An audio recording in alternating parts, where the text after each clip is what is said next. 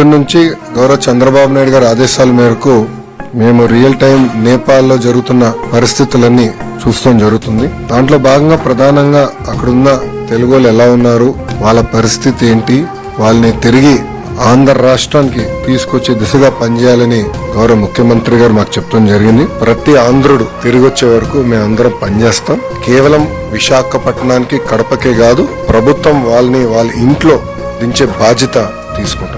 అంటే ఎయిర్పోర్ట్ లో కూడా వాళ్ళకి కావాల్సిన వాహనాలు ఏర్పాటు చేసి నేరుగా వాళ్ళ ఇంట్లో దింపే బాధ్యత కూడా మేము తీసుకుంటాం. ఇంకా రాత్రి కూడా ఉంటే రియల్ టైం మేము అందరం ఒక వాట్సాప్ గ్రూప్ కూడా ఏర్పాటు చేసుకున్నాం.